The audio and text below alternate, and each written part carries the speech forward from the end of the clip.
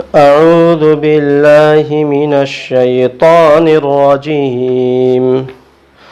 بسم الله الرحمن الرحيم. إذا الشمس كورت وإذا النجوم انكدرت وإذا الجبال سيرت وإذا العشار عطلت وإذا الوحوش حشرت وإذا البحار سجرت وإذا النفوس زوجت وإذا الموءودة سئلت بأي ذنب قتلت وإذا الصحف نشرت وإذا السماء كشطت وإذا الجحيم سعرت وإذا الجنة أزلفت علمت نفس ما أحضرت فلا أقسم بالخنس الجوار الكنس والليل إذا عسعس والصبح إذا تنفس إنه لقول رسول كريم ذي قوة عند ذي العرش مكين مطاع ثم أمين وما صاحبكم بمجنون ولقد رآه بالأفق المبين وما هو على الغيب بضنين وما هو بقول شيطان رجيم فأين تذهبون إن هو إلا ذكر للعالمين لمن شاء منكم أن يستقيم وما تشاءون إلا أن يشاء الله رب العالمين. صدق اللہ العظیم. یہ سورۃ تکویر ہے. حضرت ابن عمر رضی اللہ تعالیٰ عنہ کی ایک روایت ہے. وہ فرماتے ہیں کہ رسول اللہ صلی اللہ علیہ وسلم نے ارشاد فرمایا کہ جس کسی کو قیامت کا منظر اپنی آنکھوں سے دیکھنا ہو تو وہ اذا الشمس کورت، اذا السماء انشقت اور اذا السماء انفطرت پڑھے. اس سے یہ بات سمجھ میں آ گئی ہوگی کہ اس صورت کے اندر اللہ رب العزت نے خصوصاً گفتگو جو کی ہے انہی باتوں سے کی ہے. اللہ تعالیٰ قیامت کے متعلق ارشاد فرماتے ہیں، ہولناکی بیان کرتے ہیں، جب سورج لپیٹ لیا جائے گا اور جب ستارے بے نور ہو جائیں گے اور جب پہاڑ چلائے جائیں گے اور جب حاملہ اونٹنیاں چھوڑ دی جائیں گی، آزاد ہو جائیں گی، اور جب وحشی جانور اکٹھے ہو جائیں گے اور سمندر بھڑکائے جائیں گے، اور جب سمندر بھڑکائے جائیں گے، اللہ تعالیٰ نے یہ مناظر بیان فرمائے ہیں کہ نفخہ ثانیہ سے پہلے یہ سارے حالات آئیں گے کہ یہ جو سورج ہے یہ بے نور ہو جائے گا، اس سے روشنی چھین لی جائے گی، اس کی کرنوں کو سمیٹ دیا جائے گا. جب سورج لپیٹ لیا جائے گا سے مراد یہ ہے کہ اس کی کرنوں کو اللہ تعالیٰ سمیٹ دیں گے، وہ بے نور ہو جائے گا. اور جو ستارے چمکتے ہوئے نظر آ رہے ہیں یہ چمکتے ہوئے ستارے بھی بے نور ہو جائیں گے.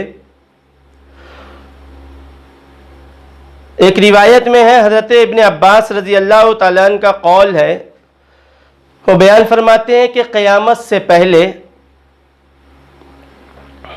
سورج، چاند اور ستاروں کو اللہ تعالیٰ جو ہے بے نور کر کے سمندر میں ڈبا دے گا، اور پھر پچھم سے ایک ہوا چلے گی جو آگ کو بھڑکا دے گی اور گویا کہ پورا سمندر آگ میں تبدیل ہو جائے گا۔ اللہ تعالیٰ ارشاد فرماتے ہیں اذا الشمس کورت، جب سورج لپیٹ لیا جائے گا، اس کی روشنی لپیٹ لی جائے گی، وَإِذَا النُّجُومُ انْكَدَرَتْ، اور جب ستارے بے نور ہو جائیں گے۔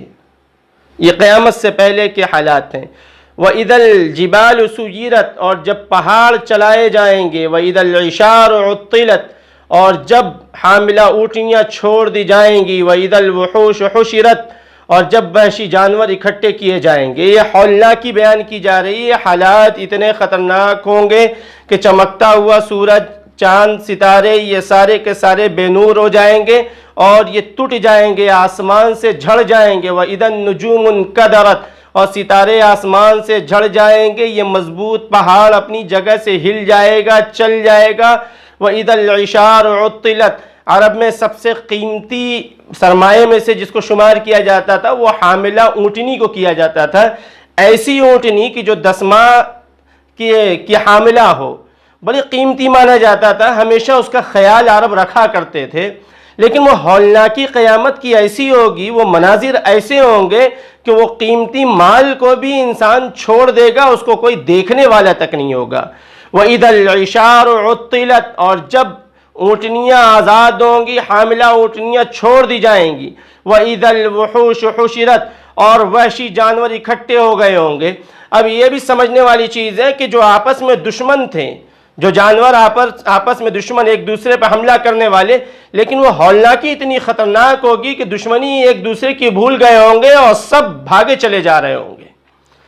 وَإِذَا الْوُحُوشُ حُشِرَتْ، جنگلی جانور جو ہے سب اکٹھے کیے جائیں گے، سب ایک جگہ ہو جائیں گے۔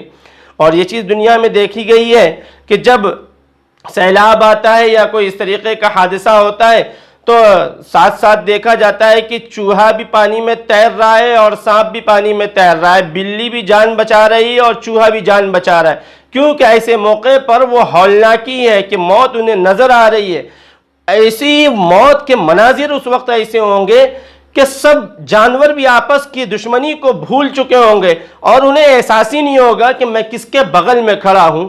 وَإِذَا الْوُحُوشُ حُشِرَتْ، اور جب وحشی جانور اکٹھے کیے جائیں گے۔ وَإِذَا الْبِحَارُ سُجِّرَتْ، اور جب سمندر بھڑکائے جائیں گے، سمندر بھڑکائے جائیں گے۔ ابن عباس رضی اللہ تعالیٰ عنہ کی جو روایت ہے کہ حضرت ابن عباس جو بیان فرماتے ہیں کہ جہنم جو بھڑکائی جائے گی، سورج اور ستاروں کو یہ سب ٹوٹ کر سمندر کے اندر ڈالے جائیں گے اور اللہ تعالیٰ اس کو آگ میں تبدیل کر دے گا۔ آگ میں پچھم سے ہوا ایسی چلے گی جو اس کے اندر آگ لگا دے گی اور وہ سب کچھ تہس نہس کرنے والی آگ ہوگی۔ اللہ تعالیٰ بیان فرماتے ہیں کہ وَإِذَا الْبِحَارُ سُجِّرَتْ، جب سمندر بھڑکائے جائیں گے، اور یہ سمندر بھڑکنے سے پہلے ایسا زلزلہ آئے گا اور ایسے حالات بنیں گے کہ دریا اور سمندر مل جائیں گے اور یہ سب ایک ہو جائیں گے، اور اس کے بعد اللہ تعالیٰ اس کو آگ میں تبدیل کر دے گا، سب کچھ جلنے لگ جائے گا۔ آگے اللہ ارشاد فرماتے ہیں وَإِذَا النُّفُوسُ زُوِّجَتْ، اور جب نفوس ملا دیے جائیں گے۔ وَإِذَا النُّفُوسُ زُوِّجَتْ، جب نفوس ملا دیے جائیں گے، اس کے کئی معنی لیے جا سکتے ہیں کہ اس کے بعد ایسے حالات آئیں گے کہ روح جسموں میں لوٹا دیے جائیں گے، یعنی سب مر گئے، مرنے کے بعد پھر اٹھائے گئے ہیں تو اب اٹھانے کے لیے سب کے جسموں میں روح پھونکے جا رہے ہیں۔ دوسرا معنی اس کا یہ بھی لیا جاتا ہے کہ وَإِذَا النُّفُوسُ زُوِّجَتْ، کہ جو جس قوم کا ہوگا، جو جس اعتبار سے ہوگا اس کو اسی اعتبار سے اٹھایا جائے گا۔ مومن کو مومن کے ساتھ اٹھایا جائے گا، مشرک کو مشرک کے ساتھ اٹھایا جائے گا، کافر کو کافر کے ساتھ ملایا جائے گا، اور یہ سب اسی اعتبار سے ہوں گے۔ گنہگار کے ساتھ ملایا جائے گا، نیک کو نیک کے ساتھ ملایا جائے گا، اور اسی کے ساتھ یہ بھی معنی لیا جا سکتا ہے کہ وَإِذَا النُّفُوسُ زُوِّجَتْ، کہ جو نیک ہیں ان کو حوروں سے ملایا جائے گا اور جو بد ہیں ان کو شیاطین سے ملایا جائے گا، اور نیکوں کو جنت میں داخل کیا جائے گا اور بدوں کو دوزخ میں داخل کیا جائے گا۔ وَإِذَا النُّفُوسُ زُوِّجَتْ، اور جو جیسا ہوگا اس کے ساتھ اس کو ملایا جائے گا، الگ الگ ٹکڑیاں ہوگی اور الگ الگ جماعتیں ہوگی۔ جو نمازی ہوگا نمازیوں کے ساتھ اس کو اٹھایا جائے گا، نمازیوں سے ملایا جائے گا۔ جو حاجی ہوگا حاجیوں کے ساتھ ملایا جائے گا، جو عبادت کرنے والا ہوگا عابدوں کے ساتھ اٹھایا جائے گا، عالم ہوگا عالموں سے ملایا جائے گا، اور جو اخلاص والا ہوگا اخلاص والوں کے ساتھ کھڑا کیا جائے گا، اٹھایا جائے گا۔ جو مشرک ہوگا مشرکوں کے ساتھ اٹھایا جائے گا، جو زانی ہوگا وہ زانیوں کے ساتھ کھڑا کیا جائے گا، ان سے ملایا جائے گا۔ جو چور ہوگا چوروں کے ساتھ اسے ملایا جائے گا۔ وَإِذَا النُّفُوسُ زُوِّجَتْ، اور جب جانیں ملا دی جائیں گی، جب نفوس ملا دیے جائیں گے۔ وَإِذَا الْمَوْءُودَةُ سُئِلَتْ بِأَيِّ ذَنبٍ قُتِلَتْ، اب آگے اللہ تعالیٰ ارشاد فرماتے ہیں جہالت میں ایک بڑی خطرناک گندی ایک پرمپرا تھی، ایک رواج تھا، وہ رواج تھا بچیوں کو زندہ درگور کرنے کا۔ اللہ تعالیٰ ارشاد فرماتے ہیں وَإِذَا الْمَوْءُودَةُ سُئِلَتْ، اور جب زندہ گاڑی ہوئی لڑکی سے سوال کیا جائے گا بِأَيِّ ذَنبٍ قُتِلَتْ، کہ کس گناہ کی وجہ سے قتل کی گئی۔ عورتوں کو زمانے جہالت میں ذلت کا سامان تصور کیا جاتا تھا، اس لیے باپ اپنی بیٹی کو جوان ہونے سے پہلے زندہ زمین میں گاڑ دیتا تھا، اسے موت کی گھاٹ اتار دیتا تھا۔ وہ مرد اس زمانے کا یہ اپنے لیے بہتر نہیں سمجھتا تھا کہ میں کسی کا سسر مانا جاؤں اور میرے پاس کوئی داماد ہو۔ اس چیز کو وہ لوگ برا سمجھتے تھے، جس کی وجہ سے اور بچیوں کے ساتھ ایسا ناروا سلوک کیا جاتا تھا۔ قرآن اسی کی طرف، قرآن میں اللہ تعالیٰ اسی طرف اشارہ کر رہے ہیں بِأَيِّ ذَنبٍ قُتِلَتْ، اس دن پوچھا جائے گا ان درگور کی ہوئی زندہ دفن کی ہوئی لڑکیوں سے بِأَيِّ ذَنبٍ قُتِلَتْ، کس گناہ کی وجہ سے وہ قتل کی گئی ہیں۔ اور اسلام نے آنے کے بعد یہ ساری چیزوں کو بالکل منع کیا، ختم کیا۔ آج دنیا والے بڑی آزادی اور عورت کی عزت کی بات کرتے ہیں، یہ 1400 سال پہلے عورتوں کی عزت اور لڑکیوں کا مقام و مرتبہ تھا کہ لڑکیوں کو زندہ رہنے کا حق چھین لیا گیا تھا۔ اسلام نے آ کر اور لڑکیوں کو زندہ رہنے نہیں بلکہ عزت کے ساتھ، سر بلندی کے ساتھ اور سر اٹھا کر جینا سکھایا، اور اسلام نے یہ وہ مقام بتلایا کہ لڑکیاں تو آنکھوں کی تارا ہے اور دل کی سہارا ہے۔ وَإِذَا الْمَوْءُودَةُ سُئِلَتْ بِأَيِّ ذَنبٍ قُتِلَتْ، اس دن زندہ درگور کی ہوئی بچیوں سے پوچھا جائے گا کس گناہ کے پاداش میں تمہیں قتل کیا گیا۔ وہ بچیاں بیچاری ان کا کوئی گناہ نہیں تھا۔ علماء نے لکھا ہے کہ اسی سے یہ بات سمجھ میں آتی ہے اس آیت سے کہ وہ بچیاں یا بچے جو غیر ایمان والے کے ہوں اور بالغ ہونے سے پہلے مر گئے ہوں، ان کی موت آ گئی ہو، کم عمری میں ان کی موت آ گئی ہو، تو وہ جہنمی نہیں ہیں، وہ سب جنتی ہیں۔ اور ابن عباس رضی اللہ تعالیٰ عنہ کا بھی یہ قول ہے کہ جو کافروں کی اولاد جو کم عمری میں اس دنیا سے رخصت ہو گئی ہو وہ جہنمی نہیں بلکہ جنتی ہیں۔ اب یہ بچیاں جو دفن کی جاتی تھیں ان کا کیا قصور تھا؟ ان کا کوئی قصور نہیں تھا۔ پیدا کرنے والی ذات تو اللہ کی ہے، اور اللہ تعالیٰ نے ان کو لڑکیاں پیدا کیا، اور ان کے ماں باپ اپنی جھوٹی غیرت اور جھوٹی شان کے لیے ان بچیوں کو دفن کر دیا کرتی تھی۔ تو اللہ تعالیٰ نے اسی طرف اشارہ کیے ہیں اور بیان فرمائے وَإِذَا الْمَوْءُودَةُ سُئِلَتْ وَإِذَا الْمَوْءُودَةُ سُئِلَتْ، وہ زندہ دفن کی ہوئی بچیوں سے سوال کیا جائے گا بِأَيِّ ذَنبٍ قُتِلَتْ، کس گناہ کی وجہ سے تمہیں قتل کیا گیا۔ اسلام نے اس چیز کو حرام قرار دیا ہے کہ بچیوں کو یا بچوں کو قتل کیا جائے، بلکہ یہ بھی گناہ کبیرہ ہے کہ بچہ ابھی ماں کے پیٹ میں ہو اور اسقاط حمل کرا دیا جائے، کہ حمل گرا دیا جائے۔ اب اس میں بھی دو شکلیں ہیں، ایک شکل تو یہ ہے کہ 4 مہینے سے پہلے، اور دوسری شکل ہے 4 مہینے کے بعد۔ 4 مہینے کے بعد اسقاط حمل کرنا یہ تو مطلقاً حرام ہے، شریعت نے اس کی اجازت بالکل نہیں دی ہے، اور یہ قتل کے مترادف ہے، گویا کہ وہ قاتل ہے، کیونکہ 4 ماہ کے بعد اس کے اندر روح پھونک دی جاتی ہے۔ اس بچے کے اندر جو ماں کے پیٹ میں ہوتا ہے، چاہے بیٹا کی شکل میں ہو یا بیٹی کی شکل میں ہو، اس کے اندر روح پھونک دی جاتی ہے۔ اب اگر کوئی 4 ماہ کے بعد حمل کو ساقط کرواتا ہے تو وہ قاتل ہے، وہ مجرم ہے، اور 4 ماہ سے پہلے بھی جو کرواتا ہے وہ بھی گنہگار ہے۔ لیکن بڑا ان دونوں کو اگر شمار کیا جائے، ملایا جائے، تو بڑا گنہگار وہ ہے کہ جو 4 مہینے کے بعد، جبکہ روح بچے کے اندر پھونکی جا چکی ہو، اس کے بعد اسے اسقاط حمل کرایا گیا ہو، وہ بڑا مجرم ہے، بڑا قاتل ہے۔ آج دنیا ترقی کر لی ہے، آج ماں کے پیٹھی کے اندر یہ معلوم کرنے کی کوشش کی جاتی ہے کہ لڑکا ہے یا لڑکی ہے۔ بہت سی حکومتوں نے اس رپورٹ پہ پابندی لگائی, اس ٹیسٹ پہ پابندی لگائی ہے, لیکن جب بچیاں پیدا ہو جاتی ہیں, بچے کی جگہ بچی پیدا ہو جاتی ہے, تو بھی چہرہ سکڑ جاتا ہے بہت سے لوگوں کا کہ لڑکی پیدا ہوئی. لڑکی پیدا ہونا کوئی جرم نہیں ہے, کوئی عار کی چیز نہیں ہے, بلکہ یہ عزت کا سامان ہے. محمد الرسول اللہ صلی اللہ علیہ وسلم کو اللہ تعالیٰ نے 4 بیٹیاں دی ہیں. اس سے یہ اندازہ لگایا جا سکتا ہے کہ عورتوں کا مقام, بچیوں کا مقام اور مرتبہ کیا ہے. آقا محمد رسول اللہ صلی اللہ علیہ وسلم نے ارشاد فرمایا ہے کہ جس کے پاس 2 بیٹیاں ہوں اور ان 2 بیٹیوں کی اچھی پرورش اور تربیت کرے اور اچھا رشتہ دیکھ کر اس کو بیاہ دے. آقا نے ارشاد فرمایا جو بچیوں کے ساتھ اچھا برتاؤ رکھے گا تو کل قیامت کے دن ہم اور وہ ایسے ہوں گے. ان دو انگلیوں کو کا اشارہ کیا ہے کہ جیسے یہ 2 انگلیاں اڑوس پڑوس میں یا ایک دوسرے سے چھوٹی اور بڑی ہے, بس ایسا ہی فاصلہ ہوگا, ہم ایک دوسرے سے اتنے قریب ہوں گے. اسلام نے یہ مقام بتلایا ہے ایک لڑکی کا اور ایک عورت کا.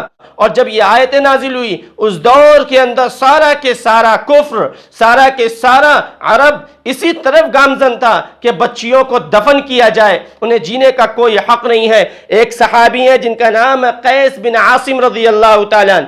محمد رسول اللہ صلی اللہ علیہ وسلم سے انہوں نے پوچھا کہ آقا میں نے زمانے جہالت میں اپنی 12 بیٹیوں کو دفن کیا ہے, آقا محمد رسول اللہ صلی اللہ علیہ وسلم میں کیا کروں؟ محمد رسول اللہ صلی اللہ علیہ وسلم نے ارشاد فرمایا ہر ایک کے بدلے میں ایک غلام آزاد کرو. انہوں نے کہا کہ آقا میرے پاس غلام نہیں ہے, میرے پاس اونٹ ہے. محمد رسول اللہ صلی اللہ علیہ وسلم نے ارشاد فرمایا ہر جان کے بدلے میں ایک اونٹ قربان کرو. وہ کہے کہ ٹھیک ہے. کچھ دنوں کے بعد لوٹے اور اپنے ساتھ 100 اونٹ لے کر آئے اور آقا کی خدمت میں پیش کیا اور فرمایا محمد صلی اللہ علیہ وسلم یہ میرے پورے قبیلے کی طرف سے ہے. کہ اسلام نے کیسا مضبوط ایک نظام قائم کیا اور اسلام نے بات بتلائی کہ دفن کرنے کے لیے بچیاں نہیں, اس پہ جرم, بلکہ یہ جرم ہے اور اس پہ سزا کو طے کیا گیا. آج بھی یہ طریقہ دنیا میں رائج ہے کہ بچیوں کو پیٹ میں مارا جاتا ہے اور اس کے پیدا ہونے سے پہلے اس کے رکنے کا انتظام کیا جاتا ہے. بہت سے طریقے ہیں, بہت سے گولیاں بھی کھائی جاتی ہیں اور بھی بہت سے اسباب اس کی اختیار ہو چکے ہیں, وہ بھی اسی میں شامل ہے. عام طور پر مال کی قلت کے ڈر سے کہ کیا کھلائیں گے کیا پلائیں گے, بچے کی ولادت سے پہلے اسے مار دینا یہ خود ایک جرم ہے. اللہ تعالیٰ ارشاد فرماتے ہیں بِأَيِّ ذَنبٍ قُتِلَتْ, کس گناہ کے پاداش میں وہ قتل کی گئی.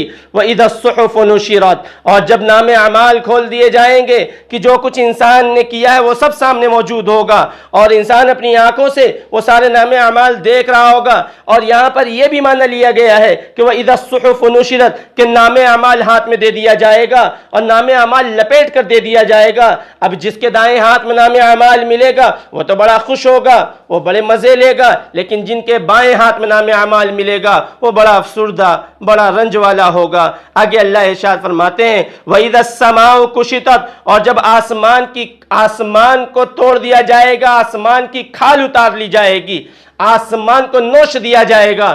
یہ جو سر کے اوپر یہ سایہ فگن ہے اس کو ہم توڑ دیں گے. آگے اللہ ارشاد فرماتے ہیں وَإِذَا الْجَحِيمُ سُعِرَتْ, اور جہنم بھڑکائی جائے گی, اور جہنم بھڑکائی جائے گی. گنہگار دیکھ رہے ہوں گے کہ جہنم سامنے ہے, یہ گناہ کے اعمال کیے ہوئے ہیں تو اب انہیں جہنم میں جانا ہوگا. آگے اللہ ارشاد فرماتے ہیں وَإِذَا الْجَنَّةُ أُزْلِفَتْ, اور جب جنت نزدیک کر دی جائے گی, کس کے نزدیک کی جائے گی؟ اہل ایمان کے قریب کی جائے گی اور ان لوگوں سے قریب کی جائے گی جو احکامات خداوندی پر عمل کرنے والے ہوں گے اور اپنے نبی کی بات کو ماننے والے ہوں گے اور اپنی من مرضی والی زندگی نہیں بلکہ رب چاہی زندگی گزارنے والے ہوں گے. وَإِذَا الْجَنَّةُ أُزْلِفَتْ, اور جب جنت نزدیک کر دی جائے گی, عَلِمَتْ نَفْسٌ مَّا أَحْضَرَتْ, اس دن ہر شخص جان لے گا جو کچھ وہ لے کر اس دنیا سے گیا ہے. ہر شخص اس دن جان لے گا جو کچھ وہ لے کر آیا ہے, بھلائی لایا ہے وہ بھی جان لے گا, برائی لایا ہے وہ بھی جان لے گا, وہ سب کچھ اس کے سامنے ہوگا. آگے اللہ ارشاد فرماتے ہیں فَلَا أُقْسِمُ بِالْخُنَّسِ الْجَوَارِ الْكُنَّسِ, میں قسم کھاتا ہوں پیچھے ہٹنے والے, چلنے پھرنے والے اور چھپنے والے ستاروں کی, کہ یہ ستارے جو ہیں جو چلتے ہیں چھپتے ہیں, آگے ہوتے ہیں پیچھے ہوتے ہیں, یہ 5 ستاروں کے متعلق یہاں پر خصوصاً تذکرہ کیا گیا ہے، اور اسے جو آسمان اور جو ان ساری چیزوں کو جاننے والے ہیں، آسمان اور فلکیات کا علم رکھنے والے، وہ اس کی اہمیت سے بخوبی واقف ہوں گے کہ اللہ تعالیٰ ان کی قسمیں کھا رہے ہیں، ستاروں کی قسمیں کھا رہے ہیں کہ اس کو تو تم جانتے ہو کہ یہ جو کبھی آگے ہوتے ہیں کبھی پیچھے ہوتے ہیں۔ ہمارے بچپنے میں، بلکہ ہم لوگ جب چھوٹے تھے اس موقع پہ بھی دیکھا کرتے تھے کہ کچھ ستارے ایسے ہوتے تھے کہ جسے دیکھ کر ہمارے گھر کے لوگ وقت بتایا کرتے تھے۔ اب وہ زمانہ ختم ہو گئے، اب تو دوسری گھڑیاں آ گئی، اب اس سے وقت پہچانا جا سکتا ہے۔ اللہ تعالیٰ یہاں پر اپنی مخلوق ستاروں کی قسم کھا رہے ہیں کہ فلا اقسم بالخنس الجوار الکنس واللیل اذا عسعس، اور رات کی جب وہ جانے لگے، اور قسم ہے رات کی جب وہ جانے لگے، والصبح اذا تنفس، اور قسم ہے صبح کی جب وہ چمکنے لگے، جب وہ آئے، جب وہ نمودار ہو، انہ لقول رسول کریم۔ یہ ساری باتیں بیان کرنے کے بعد پھر اللہ تعالیٰ قرآن کی طرف متوجہ ہو رہے ہیں اور کہہ رہے ہیں انہ لقول رسول کریم، یقیناً یہ بزرگ رسول کا کہا ہوا ہے، یقیناً یہ ایک بزرگ رسول کا کہا ہوا ہے۔ رسول سے یہاں پہ مراد جبرائیل امین ہے، یہاں پہ رسول سے مراد جبرائیل امین ہے کہ یہ جو باتیں ہیں، یہ جو وحی ہے، یہ رسول جبرائیل کے ذریعے آیا ہوا ہے اور بھیجنے والے اللہ ہیں۔ یہ نہ ہو کہ یہ ساری باتیں کسی اور کی گھڑی ہوئی ہے، کسی اور کی گھڑی ہوئی بات نہیں ہے، بلکہ ایک معزز فرشتے کے ذریعے بھیجی ہوئی بات ہے۔ اس لیے اب یہاں پر اللہ تعالیٰ اس فرشتے کے متعلق، وہ فرشتہ کیسا ہے، اس کے کچھ صفات بیان کر رہے ہیں کہ ذی قوت عند ذی العرش مکین، کہ وہ ذی قوت ہے، وہ قوت والا فرشتہ ہے، وہ قوت والا فرشتہ ہے۔ قوم عاد کے واقعات، قوم سمود کے واقعات تھوڑا ذہن میں رکھیں کہ کیسا جبرائیل کے ذریعے اللہ تعالیٰ نے ان لوگوں پر عذاب نازل کیا، کسی کو زمین سے آسمان پہ لے جا کے پٹک کر مارا، تو کسی پر ہوائیں چلائیں۔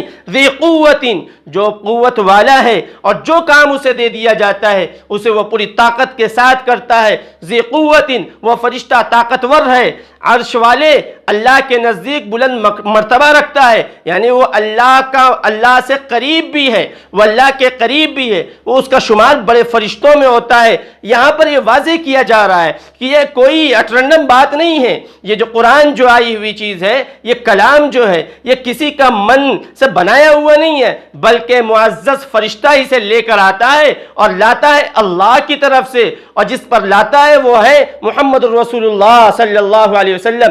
پھر اس فرشتے کا مقام اللہ بیان کر رہے ہیں کہ مطاعن، کہ وہ ایسا ہے کہ جس کی آسمان میں اطاعت کی جاتی ہے۔ وہ واقعہ یاد کریں کہ جب محمد رسول اللہ صلی اللہ علیہ وسلم کے ساتھ جبرائیل علیہ السلام معراج کے سفر پر ہیں اور فرشتوں سے دروازے کھلوا رہے ہیں، مطاعن، کہ جبرائیل علیہ السلام کی بات فرشتے مانتے ہیں، ثم امین، اور اس کے ساتھ ساتھ یہ فرشتہ جو جبرائیل نام کا ہے یہ امانت دار بھی ہے۔ یہ جبرائیل امانت دار ہے، یہ خیانت نہیں کرتا ہے کہ جو کچھ اللہ تعالیٰ جتنا دیتے ہیں اتنا لاتے ہیں اور محمد رسول اللہ صلی اللہ علیہ وسلم کی خدمت میں پیش کرتے ہیں۔ پھر آگے اللہ ارشاد فرماتے ہیں وَمَا صَاحِبُكُمْ بِمَجْنُونَ، اور تمہارا یہ ساتھی دیوانہ نہیں ہے۔ اب یہاں پہ اللہ تعالیٰ متوجہ ہو رہے ہیں، متوجہ جو ہو رہے وہ کفار کی طرف اور دنیا والوں کی طرف کہ جو تمہارا ساتھی محمد صلی اللہ علیہ وسلم ہے یہ مجنون نہیں ہے،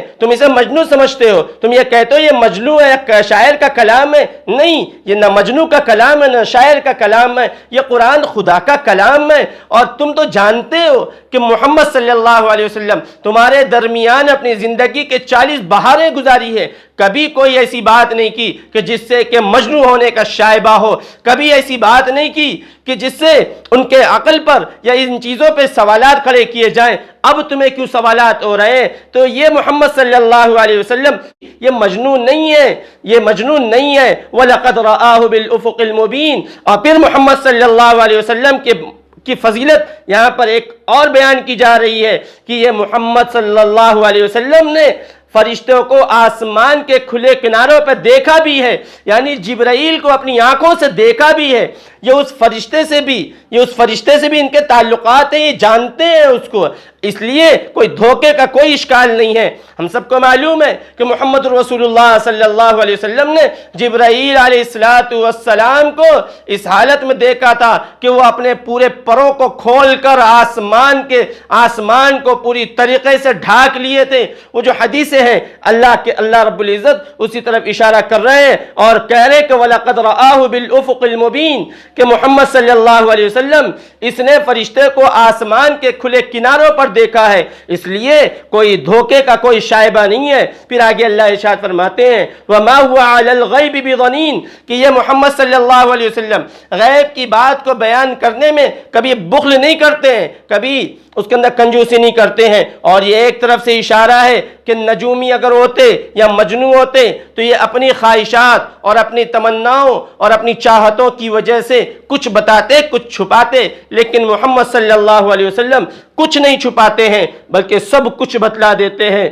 جو اللہ تعالیٰ انہیں بتلاتا ہے وہ ساری باتیں بتلا دیتے ہیں۔ وَمَا هُوَ عَلَى الْغَيْبِ بِضَنِينٍ کہ کسی بات کو بتلانے میں، وہ بھی غیب کی باتوں کو بتلانے میں کبھی بخل نہیں کرتے ہیں۔ اور دنیا والے جو نجومی ہوتے ہیں، کہ کچھ لوگوں نے کہا تھا کہ نجومی ہے، تو نجومی کا تو حال یہ ہوتا ہے کہ وہ کچھ بتاتا ہے اور اپنے مقاصد اور اپنے مفاد کی وجہ سے کچھ چیزیں چھپا لیتا ہے، لیکن محمد صلی اللہ علیہ وسلم ایسا نہیں کرتے ہیں، وہ ساری باتیں بتلاتے ہیں۔ آگے اللہ تعالیٰ ارشاد فرماتے ہیں وَمَا هُوَ بِقَوْلِ شَيْطَانِ الرَّجِيمِ اور یہ شیطان مردود کا بھی کلام نہیں ہے کہ کہیں تمہارے دل و دماغ میں یہ بات نہ آ جائے کہ شیطان انہیں پٹی پڑھاتا ہے، وہی باتیں بیان کرتے ہیں۔ نہیں، ایسا ماجرا نہیں ہے، بلکہ ان کے پاس جو کلام آتا ہے جبرائیل کے واسطے سے آتا ہے، اللہ بھیجتے ہیں اور جبرائیل طاقتور ہے اور وہ امانت دار ہے، شیطان کی طاقت جبرائیل پہ نہیں چلنے والی ہے۔ وَمَا هُوَ بِقَوْلِ شَيْطَانِ الرَّجِيمِ یہ کسی شیطان مردود کا کلام نہیں ہے، یہ کسی شیطان مردود کا کلام نہیں ہے۔ فَأَيْنَ تَذْهَبُونَ فَأَيْنَ تَذْهَبُونَ پھر تم کہاں جا رہے ہو؟ جب یہ کلام شیطان کا نہیں ہے، جب یہ کلام کسی کاہن و مجنون کا نہیں ہے، کسی شاعر کا نہیں ہے، تو آؤ اس کلام کی طرف۔ اللہ تعالیٰ ارشاد فرماتے ہیں إِنْ هُوَ إِلَّا ذِكْرٌ لِّلْعَالَمِينَ یہ قرآن تو نصیحت نامہ ہے سارے عالم کے لیے۔ اللہ ارشاد فرماتے ہیں یہ تو تمام جہاں والوں کے لیے نصیحت نامہ ہے۔ پھر آگے اللہ ارشاد فرماتے ہیں لِمَنْ شَاءَ مِنْكُمْ أَنْ يَسْتَقِيمَ کہ اس کے لیے جو تم میں سے سیدھی راہ پر چلنا چاہ رہا ہو، جو سیدھی راہ پہ چلنا چاہے گا، قرآن اس کے لیے ایک نصیحت نامہ ہے۔ پھر آگے اللہ تعالیٰ اور مزید ارشاد فرماتے ہیں وَمَا تَشَاءُونَ إِلَّا أَن يَشَاءَ اللَّهُ رَبُّ الْعَالَمِينَ اور تمہارے پروردگار کے چاہت کے بغیر تم کچھ چاہ بھی نہیں سکتے ہو، اس لیے رب کی چاہت کے بعد ہی کوئی مسئلہ حل ہو سکتا ہے۔ رب سے ہدایت کی دعائیں مانگی جائیں، رب سے مانگا جائے کہ رب مجھے وہ عمل کروا ہم سے جس سے تو راضی ہو جائے۔ اللہ تعالیٰ نے اس صورت کے اندر بہت سے باطل عقیدے پہ بھی چوٹ لگائی ہے۔ شروع سے ہم غور کرتے ہیں تو معلوم ہوتا ہے اذا الشمس کوورت کہ سورج بے نور کر دیا جائے گا، توڑ دیا جائے گا، اور ستارے بے نور کر دیے جائیں گے، توڑ دیے جائیں گے، پہاڑ چلا دیے جائیں گے، اور اسی طریقے سے یہ ساری چیزیں جو ہیں ان سب کو مٹایا جائے گا اور ہلاک کیا جائے گا، تباہ کیا جائے گا۔ اللہ بیان فرماتے ہیں کہ سورج کو تم نے اس سے اس بات سمجھ میں آتی ہے کہ جو سورج کو خدا مانتے ہیں وہ سمجھ لیں کہ سورج اگر خدا ہوتا تو وہ کس طریقے سے توڑا جاتا، اگر سورج چاند خدا ہوتے تو کیسے ان کے اندر سے روشنی سلب کر لی جاتی، اور روشنی جب سلب کی جائے گی تو وہ خدا کیسا ہے، کیونکہ خدا پہ کسی کا اختیار نہیں چلتا ہے، خدا کا اختیار سب پر چلتا ہے لیکن خدا پر کسی کا اختیار نہیں چلتا۔ یہ جو دوسروں کا ایک باطل عقیدہ ہے کہ سورج بھی دیوتا، چاند بھی دیوتا، ستارے بھی دیوتا، پہاڑ بھی دیوتا، سمندر بھی دیوتا، ان سارے باطل عقیدوں پر اللہ تعالیٰ ضرب لگا رہے ہیں اور بیان کرتے ہیں کہ سنور جاؤ، اور قیامت جب آئے گی اس موقع پر ان کو سورج کو بھی لپیٹا جائے گا، ستارے کو بھی سمیٹا جائے گا، اور سمندر کے اندر انہیں ڈالا جائے گا اور سمندر آگ میں تبدیل ہو جائے گا، یہ سورج بے نور ہو جائے گا، یہ ستارے بے نور ہو جائیں گے۔ اس دن ساری دنیا کو موت کا مزہ چکنا ہوگا، تو وہ خدا ایسا کیسے ہو سکتا ہے جسے موت آ جائے؟ ان سارے باطل عقیدوں پر اللہ تعالیٰ نے اس صورت کے اندر ضرب لگائی ہے اور آخرت کے ایک جامع گفتگو کی ہے کہ آخرت کے حالات کیسے ہوں گے۔ پھر اس گناہ کی طرف بھی اشارہ کیا جو عرب میں اس زمانے میں عام تھا کہ بچیوں کو زندہ درگور کرنے کا اور بچیوں پہ مظالم ڈھانے کا۔ اسلام نے ان ساری چیزوں پہ قدغن لگایا اور اسلام نے صاف طور پر روکا ہے کہ بچیوں پر ظلم یہ برداشت نہیں ہے۔ اسلام ایک ایسا مذہب ہے جس نے آ کر ان ساری چیزوں پہ پابندی لگایا ہے۔ اسلام نے ایک جامع نظام دیا، ایک جامع اور ایک صاف ستھرا معاشرہ دیا اور ان سارے گناہوں سے روکا جو گناہ معاشرے کو تباہ کرنے والے تھے۔ اللہ تعالی ہم سب کو 100% دین پہ چلنے والا بنائے۔ ایک گزارش ہے آپ لوگوں سے، وہ گزارش یہ ہے کہ رمضان کے اس مبارک مہینے میں قرآن مجید کی زیادہ سے زیادہ تلاوت کریں۔ قرآن کا اور رمضان کا زبردست تعلق ہے آپس میں، اس لیے قرآن مجید کی تلاوت زیادہ سے زیادہ کریں، کم سے کم روزانے کا 1 پارہ تو ضرور تلاوت کریں۔ اسی کے ساتھ ساتھ تہجد کا بھی اہتمام کریں۔ رمضان میں عادت ڈالیں گے تو باقی دنوں میں انشاءاللہ عمل کرنا آسان ہوگا۔ علماء سے اپنے تعلقات کو بڑھائیں، جن سے آپ کو بیر ہو ان سے معافی تلافی کر کے اپنے دل کو صاف رکھیں۔ اللہ تعالی ہم سب کو یہ رمضان 100% ایسا گزارنے والا بنائے کہ جس سے اللہ راضی ہو جائے۔ وما علینا الا البلاغ۔ السلام علیکم ورحمۃ اللہ وبرکاتہ۔